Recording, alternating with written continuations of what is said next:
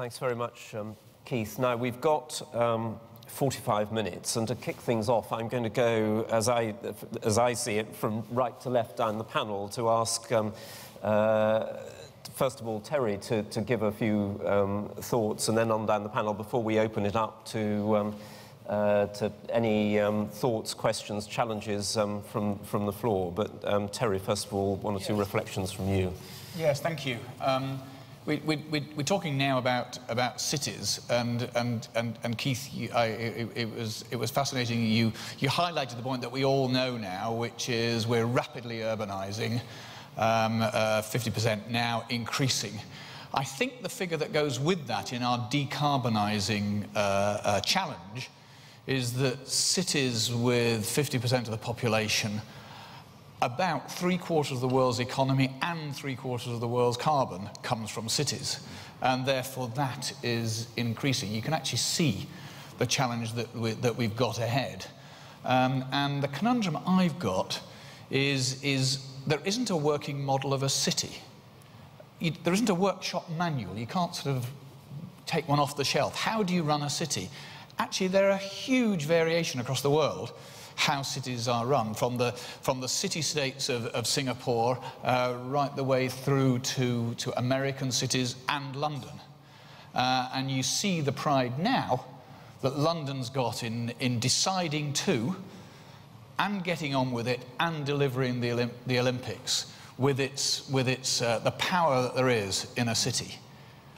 But actually the conundrum I've got is, are cities set up for this challenge? Is there sufficient either self-determination or skills in cities when they are so varied? We're talking about good, well-run cities that most of us are from, but there are hugely expanding cities in other places that perhaps haven't got that benefit of thousands of years of being able to run that city. They're doubling and across Africa and parts of Asia and so on.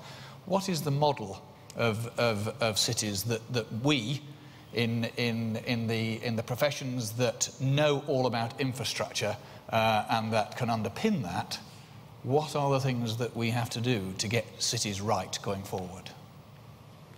Terry, thank you very much for that brief and to the point and challenging thought about the model of cities.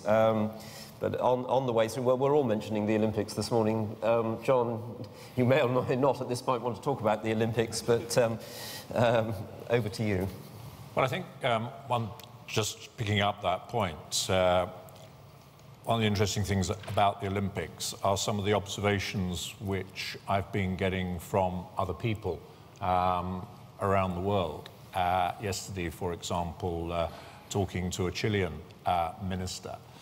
And it was interesting that his reflection, I think, in a sense, comes back to 2 points that Keith made about judgment, and that what they were admiring about what we had done here was that there was no single solution, that we had shown, he thought, an enormous amount of flexibility in approaching what we needed to do for the Olympics, and that interestingly, he saw it as very cost-effective.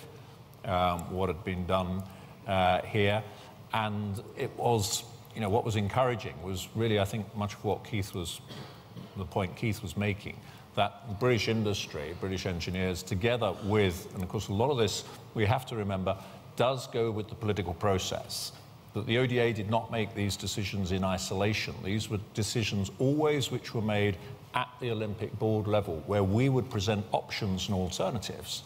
But actually there were political judgments as well which had to be made at the end as to what we were going to do.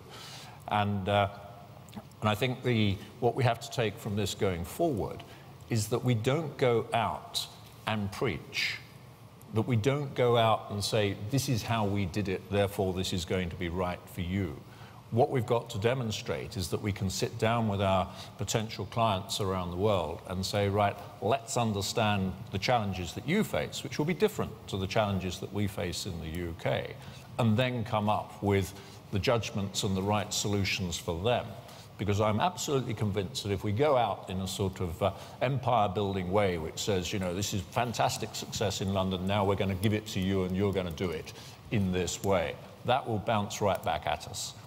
we've got to be out there working with people, but demonstrating this capability of innovation, ideas and judgment, which will create the solutions for other people. Thanks very much, John. Uwe. Yeah, I believe specifically in light of the international audience here in the room, this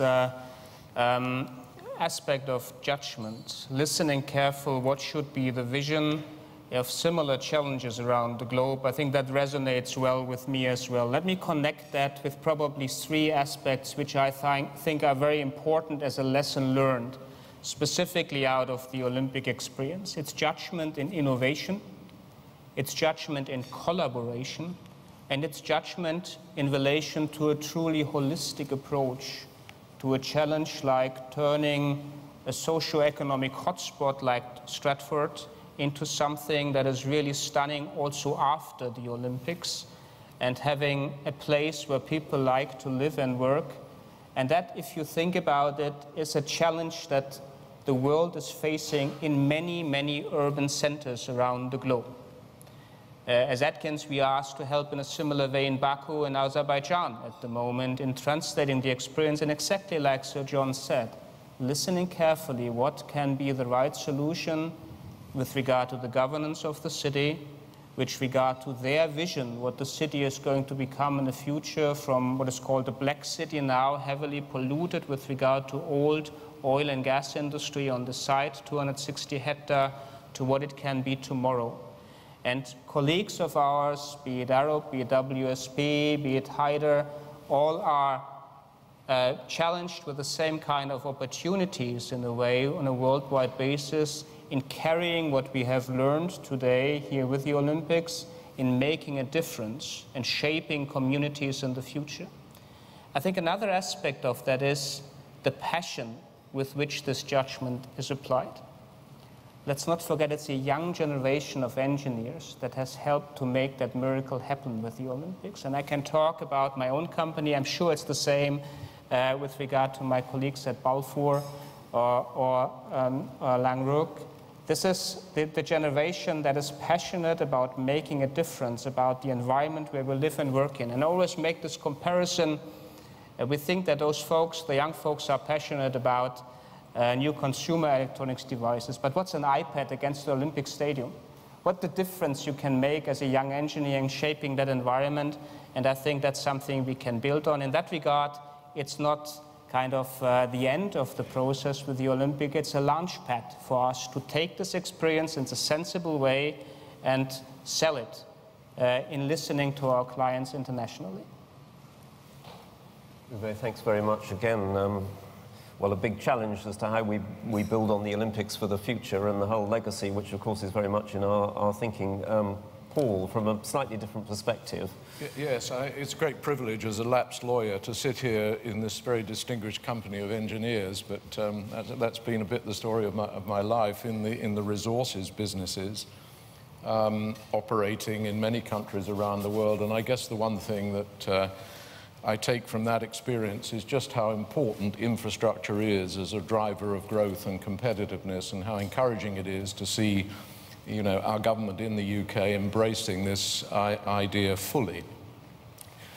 Keith, I think, made some very interesting remarks as he was talking. One of the things that occurred to me was just how very much a long-term business infrastructure is. It's not something that you can put in place in a year or 2 years. You do need to take a long-term view of it, even though a lot of the actions will be driven by shorter-term considerations. And that's, again, a good, I think it's comforting to know that we now have, and as James was saying, and the Commercial Secretary, the Chief Secretary, we have an infrastructure plan in place. Success in delivering infrastructure, I think, is going to be very much about the collaboration between the public and private sectors. In this country, more than 60% of economic infrastructure is delivered by the private sector, and we should be very mindful about how we can put the conditions in place which further encourage that. What we've got to remember, and I think it's particularly apposite for the engineering profession, and Keith talked about heritage. The Victorian heritage was one of vision and one of risk-taking. And I think we've got to hang on to those two particular aspects, both domestically, and in fact, if you look around the world, I would argue that the rest of the world is probably more visionary in a sense than we are. And we are, you know, particularly, I mean, Keith talks about Doha. I mean, I don't think there's too much analysis going on there about what it is that they wish to create as a society for 20, 50 years' time. We've lived for 150 years off the vision of Victorian engineers and Victorian investors. Some of those investors lost money. Some of those projects failed. And I think government and investors, but government particularly, has to recognise that some of those decisions may not be ideal. The Humber Bridge took a long time to start to become an economic reality, but that doesn't decry, I think, the place that the Humber Bridge plays today in the eastern part of this country. And therefore, what I would like to see is a sort of a repeat, in a sense, of us accepting that some of these major infrastructure issues require a lot of vision and a lot of guts to go ahead with, because if we analyse them to death, we'll never start them.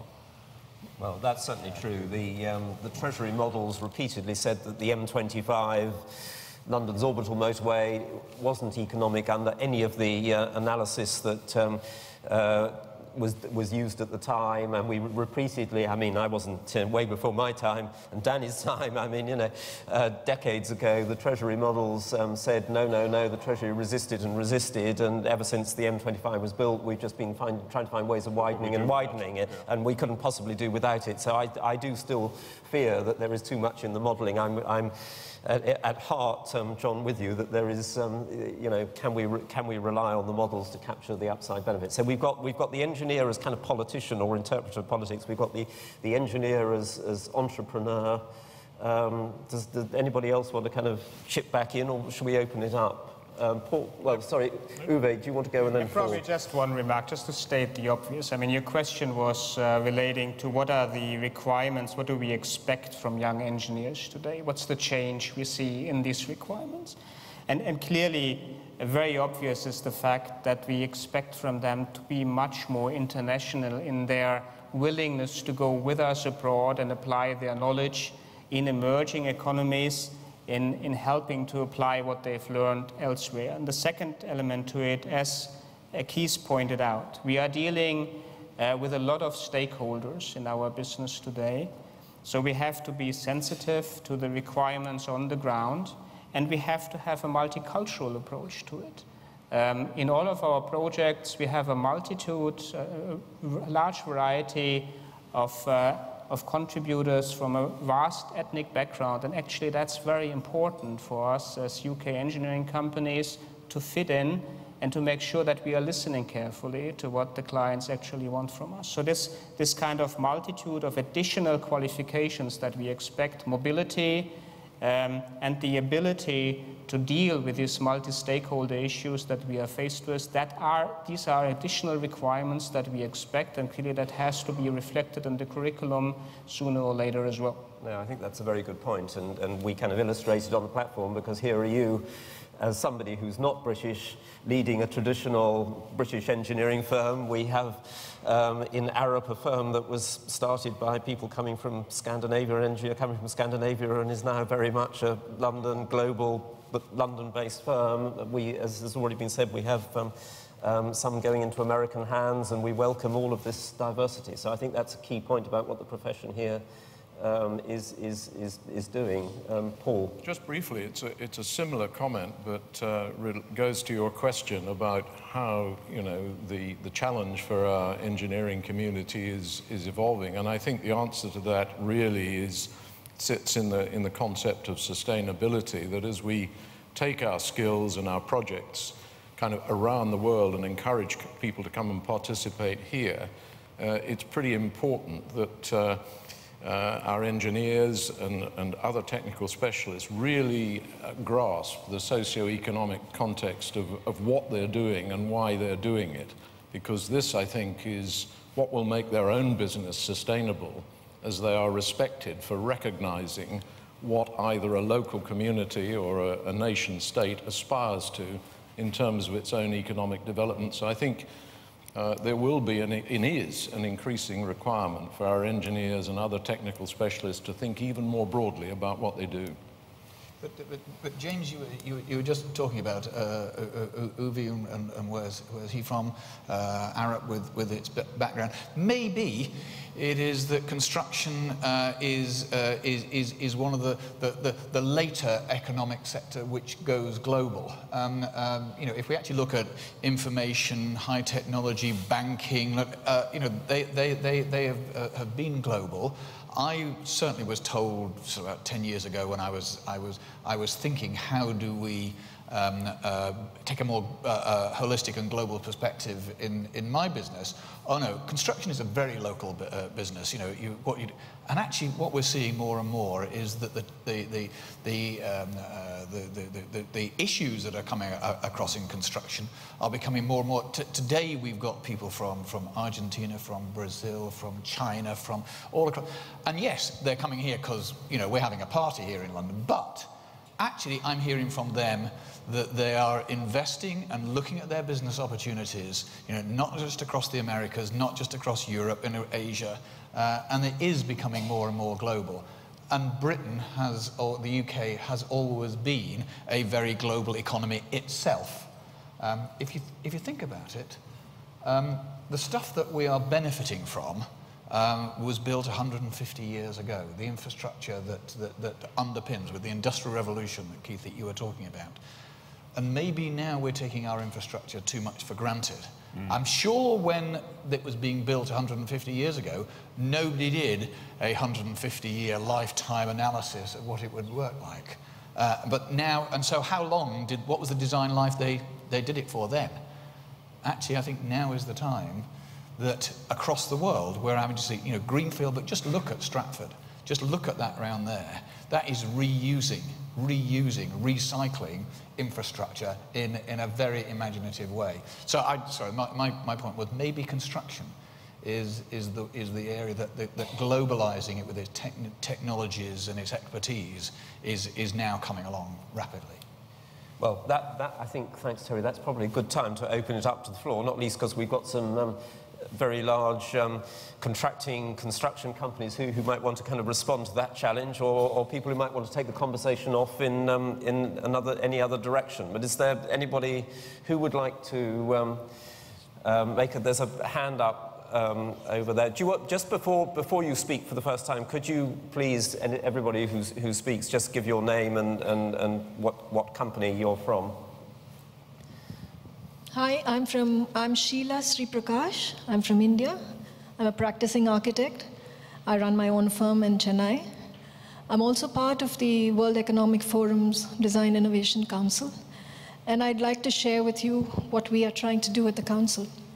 So we do realize that sustainability in cities is a very, very important issue today, pressing issue around the globe. And we are trying to evolve what I call the Reciprocity Design Index, which is a template, really, to achieve holistic sustainability. It enumerates the various parameters. As all of you have said, I think it is an answer to everybody. We all know that that is the need of the day, where there are multifarious issues which have to be tackled and which have to be answered. And here, we not only look at sustainability in the sense that it is always looked at, that is ecologically and environmentally, but also answers the socio-economic aspects of sustainability. Like in social, we also look at the social sensitivities of each country or the location in which the city is being designed or regenerated. And as far as, bring in culture, bring in heritage, and coming from India, I think we have to, take a lot into reckoning before we redesign our cities. And this redesign of cities being a tool to empower our people and to kind of create a certain sensitiveness in every person to the needs of the day, be it green, be it carbon footprint, be it their own development, be it economy, culture, respect to their own society, etc. So I thought I should share this with you. Thank you. Thanks very much. And a reminder that we mustn't forget the architects as well. And there's also over there. Thank you very much, John McCaslin. I mean, I think that I haven't heard very much about governance, because I think if you look at cities, a city that works well, Portland, Oregon, has got fantastic infrastructure, but it's also got amazing governance. A city that works badly, like Abuja or Lagos or Port-au-Prince, that I know well, has got lousy governance.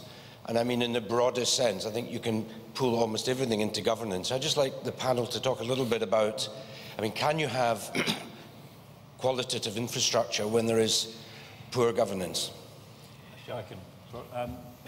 As I actually worked in city government in New York for 10 years, which is a fairly robust environment for government, and was on the other side. And I've sort of worked in India, Hong Kong, China, South Africa, India a lot with the public company, worked with lots of governments, currently with the Qatari government. And one thing that is emerging in the globe, the short answer is no, you can't. You must have some form of leadership. It can be chaotic. It needn't be governance in the sense that it's well ordered and follows a nice... Cities aren't like that. They're highly political, they're highly confusing, they're multidisciplinary. The transportation department fights with the environmental department all over the world. You know, that's the way it is.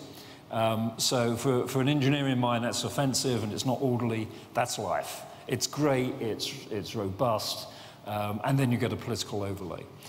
However, cities are increasingly realizing they are in competition.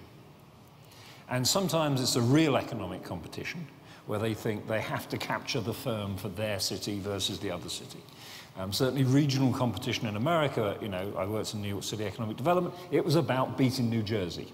And I like competition. Competition brings out the best. It really, you know, fighting to win is great stuff. It really is. Quite often, there isn't a real economic competition between regional cities, but they believe there is, because it's pride.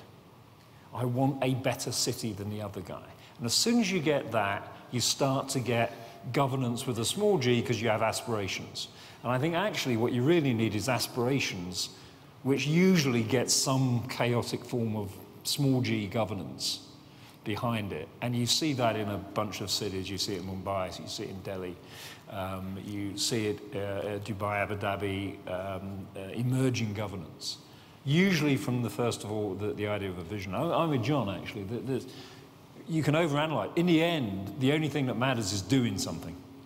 Engineers, our industries, our architects, our engineers, our construction firms, they're doers. They're not policy makers, they're doers.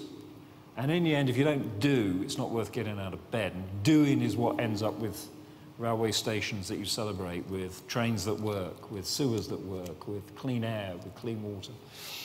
So I think there is that massive competition. There is increasingly an overlay on that, though, of scarce resources. And I think that's where the sustainability movement has been an abject failure, an utter failure. Otherwise, we wouldn't have climate change. And climate change is different from sustainability. It's a phenomenally different structure to its problem and its solutions. So we are now in competition for water, which means competition for food. And that is causing conflict around the world, which will only get stronger and more difficult. So being efficient in our cities and protecting water, protecting our assets, which goes back to sustainability, it may have been a failure. It doesn't mean it was wrong. It just didn't work enough, I think is where it is. So I think you can get, it will come out of competition. Cities are in competition. And populations, actually, the Arab Spring, arguably in some cases was about sectarian fighting in Bahrain. In most places, it's about the youth having no jobs. It's about a completely disenfranchised tens of millions of young people having no future. That's what the rebellion's about. And it leads to political change. So the cities that fail will fail. And that's competition, and that's where you get governance. Some will win, some will lose.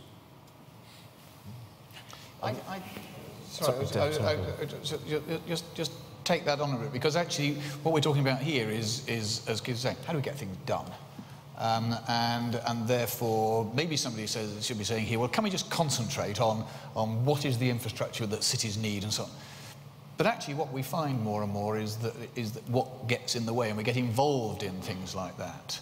And I find it fascinating, this variation among cities, and there isn't a model. And I wonder what governments think about cities, because nations, in a way, are a bit random, aren't they? They're accidents of history. As I said, from the city-state of Singapore through the burgeoning cities of China, and which are contained within a country which is totally different, and how that does. When we did at Arup, we did a lot of work to do with C40, which was climate change among, the number varied, but let's just say 40 of the leading cities of the world. And we started with Toronto, I think it was. It was actually established out of London, but one of the first cities we started looking at. Very quickly, we realised that Toronto needed to ask the national government for some changes in legislation or whatever to be able to do the things it needed to do to affect its climate.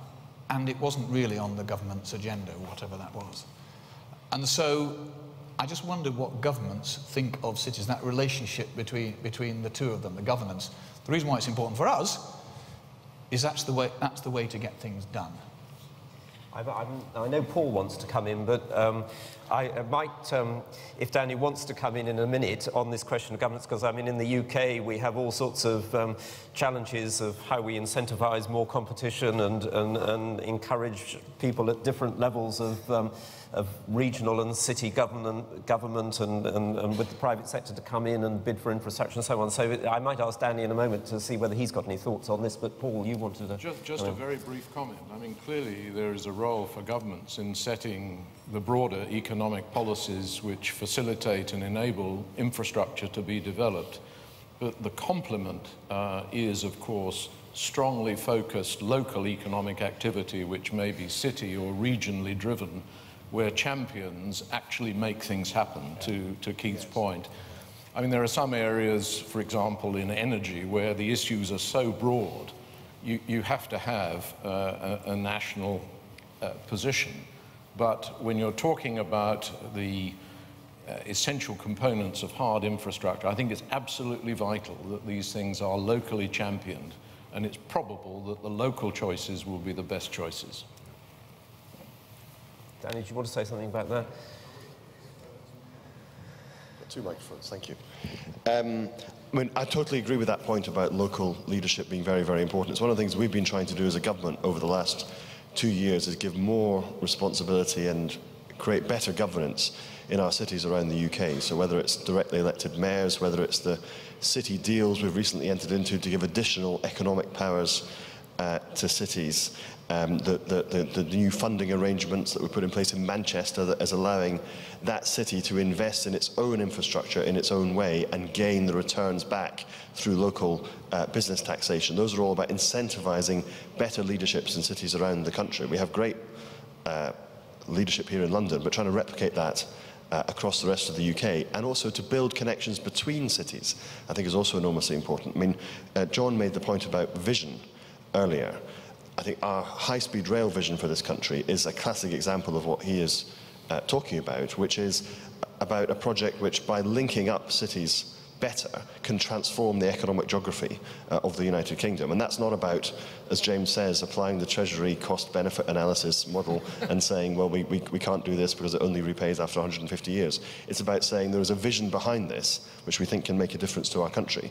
And I think that's what I just want to finish by saying. I think the same applies to what Keith is saying about decarbonisation, because actually that is a framework for a vision not just for this country but for the whole world, because for all the reasons that he says we have to do this, and as a driving principle behind infrastructure development, behind cities and so on, it actually helps to give that kind of organising vision, which certainly as a government we are very, very signed up to.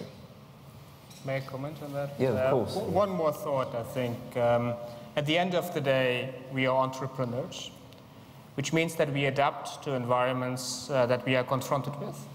So if we see an opportunity for infrastructure development in an area where governance is an issue, there's no reason whatsoever why we can't step up to the plate and advise with regard to the right governance. Case in point, Doha, the Central Planning Office, where as British engineers we are asked to run the central planning for a country for the next 10 years.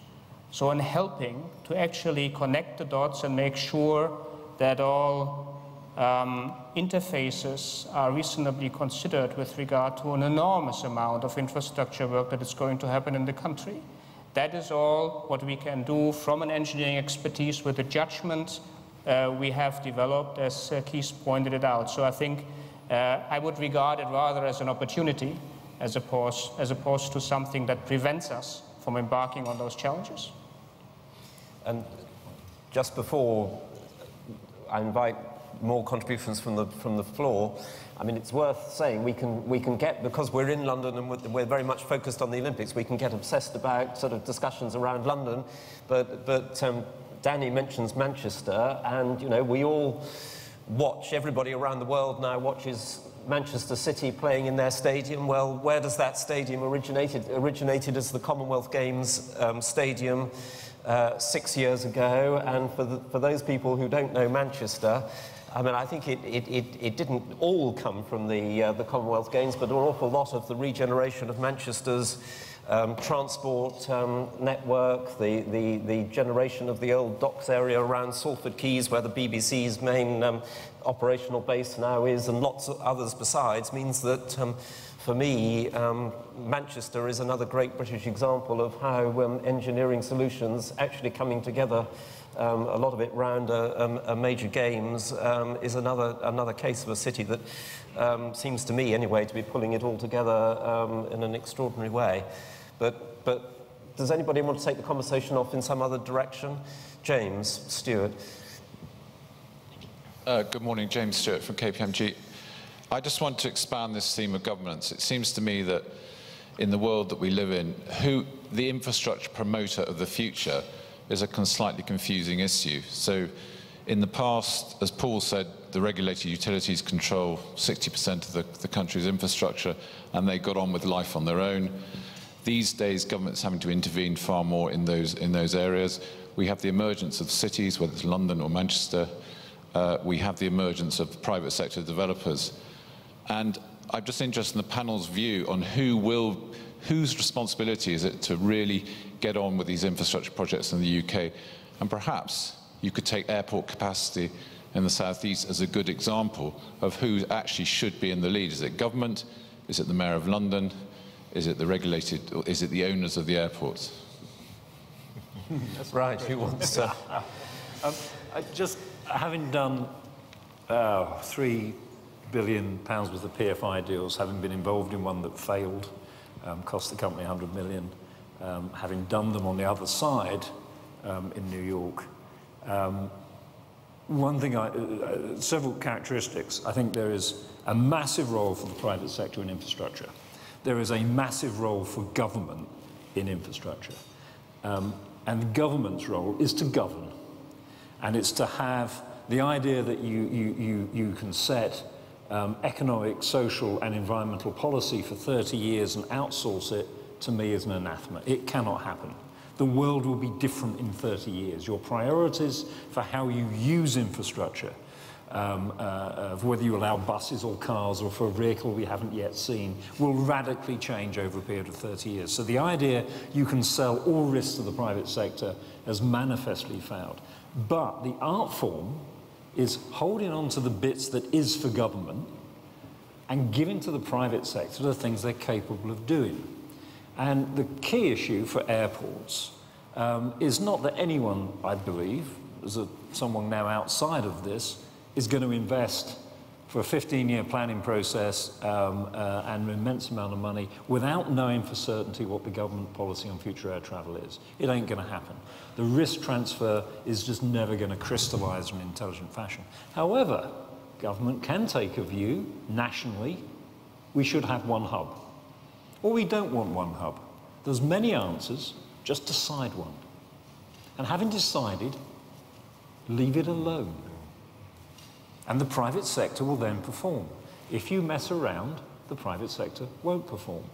So that is the classic art form. There is no simple PFI model for national infrastructure, from energy, carbon sequestration, airports. These are long-term public policy division driven, as Danny said, by a vision of the society and values you expect to have in 50 years. Not today, in 50 years. Private sector has one wonderful attribute. We're frightened of going bust. Okay? That's why we perform. If we had that's why you have monopoly boards. It stops us being a monopoly. Yeah? We're meant to be afraid of going bust. Government is not meant to go bust, it still has to be there. That's the division for PFI. So I think there is a massive debate about how much government should be involved. They must be involved. They are the risk taker of last resort. Always. The dilemma, of course, in that debate is, if you're a politician, it's not much fun being in opposition. And one can see that the danger and the difficulty, and I have sympathy with politicians in this respect, but the danger, of course, is that these issues, these policy decisions get pushed into the long grass post the next election. Nobody in this room would want to actually be the individual who finally makes the decision about a third runway at Heathrow, or in fact, probably 2 more runways at Heathrow. But that is the decision which has to be made. And the frustration, I suppose, is that you can see that this is so bound up with politics that the risk is that decision does get pushed back. And I think it's easy to be critical of that, and I'm somebody who's always critical of that and says, come on, we've got to make a decision. We could make it in 12 months. We've analysed this to death for the last 20 years. We don't need another 5 years of analysing it. I mean, at the other extreme, it's a bit like having the equestrian in Greenwich Park. There was no end of people complaining about the fact that the equestrian event was going to be held in Greenwich Park. Chris Roberts, as the leader for Greenwich, basically said, up yours, this is going to be good for Greenwich, and we're going to do it. And that is the sort of political leadership that at times you actually need. And I was very disappointed that cities around this country did not vote for elected mayors. It seemed to me passing up an enormous opportunity. Yes. But in a sense, it reflects the sort of the bloody English view of life, which is that we've got to have the last word, and nobody should have too much power. But if you don't give people leadership and power, then not a lot happens, I'm afraid. And the beauty of Manchester is people like Howard Bernstein, who've been driving it for the last 30 years, who understand it inside out, and it's Howard that pushes things along. And somehow you've got to have a situation where you've got political leaders who are prepared to actually have the guts to say, we're going to do it, and sorry guys, you might not like it, but we're not going to debate this for another 5 years, because it's not in the national interest. And the national interest is what I, as a voter, want to see politicians actually stepping up to, making decisions on the basis of national interest, because if we don't, we fail in the wider situation of being internationally competitive. If we don't do something about Heathrow and the airport capacity in the southeast, it's no good talking about a 30-year programme to put one in the Thames estuary, because there will be no market. The market will have gone elsewhere by the time we get round to completing a Thames estuary airport. Let me, I'm conscious that we're coming up to 10 o'clock. Paul wants to get back in. Well, just a brief comment, not on airports, but to James's more general proposition, who will be the drivers of future infrastructure development. I think there's a considerable lesson in what's happened in this country in the last 25 years in areas like water, telecommunications, energy transmission, where essentially the private sector has assumed a very considerable role. 60 to 70% of economic infrastructure is delivered by the private sector. I think that experience has been generally positive, but those investments will not be made without stable, predictable fiscal and other policies into which global players can invest. I think that's really what it will turn on. Terry. When about 20 years ago, my company got criticised quite a lot because it lobbied shamelessly for a particular infrastructure solution. And when, fortunately, on that occasion, the decision went our way, there was a lot of criticism saying that was just a political decision. And I think perhaps the thing that we, the practitioners of major infrastructure, don't do is actually bring that political process into, you know, we do all the cost-benefit analysis, we optimise, we design and things like that. And yet things happen a different way. Around the same time, in London, was some work that came up that said actually the highest priority was what's called the Chelsea-Hackney line, the second priority was Crossrail, and the third priority was the Jubilee line. That was the order that actually things got built in the other way around because of both commercial and political considerations. Now, James, if I could, I was involved both for you and for Paul with some work that's looked at can we get our infrastructure at much greater value and lower costs. And one of the things that came out of that, which is to bear in mind exactly what you're saying, is actually by having a long-term vision, by having the word that was used as a pipeline, with actually having government standing behind the £250 billion worth of infrastructure that we're looking ahead, and actually looking at in a fair bit of granularity so that the industry knows how to respond. Now, it was a surprise to me because I'm an engineer and know how to build things, but this stuff needs financing. We actually got a double whammy. A, this meant that industry would know how to invest in training, in new technologies and so on, looking ahead, but also financial costs. The financial markets would have a greater confidence in the private funding of infrastructure as well, looking ahead. So I think there is multi-term need that government has got to stand behind. Very brief word from Uwe, and then I'm going to wrap things up. I just want to make sure that we keep the international focus in mind as well. Of course, we always tend to look at the difficulties we're facing in some sort of form in kind of the framework conditions here in the UK, but I can assure you that the vision internationally, if you look in the Middle East, if you look at Hong Kong, this vision is very much in place. We have stable framework conditions. There's a long-term idea how these cities, how these municipalities are going to develop. This is what they have as a starting condition for us as the UK engineering and construction industry, is a target-rich environment where we can apply our knowledge. All that worked well in what we have been doing in the past year in the UK, and let's take that as a positive momentum, what we can achieve with our companies abroad and what we can bring to those places where those framework conditions are in place. Uwe, thank you for that. Let me just say one thing, since we've been talking about the role of government on this. Let me just say one thing about that and then wrap it up. I mean, there are a number of people in this room who will get frustrated about the time it takes government to make some of these really tough decisions, and two of them, the two most challenging, are clearly some of the trade-offs in the energy space between what is the most appealing, immediate, lowest cost in terms of cost of electricity to industry versus a sustainable path to a low-carbon economy. And the other one that's been identified is this question of how we maintain a significant global hub airport in the southeast of England. We will, as a government, deliver solutions to both those challenges, but I do believe that a number of you in the room will continue to be impatient and be pushing us on, which is fine. The decisions will come, we will achieve our objectives, but these are very, very difficult decisions that, notwithstanding all the other things that can be pushed into the private sector, government has to take, and we won't shy away from them. We will take our time and we'll get them right. Just in conclusion, Keith, thanks very much indeed for kicking off what has proved to be an extremely lively session.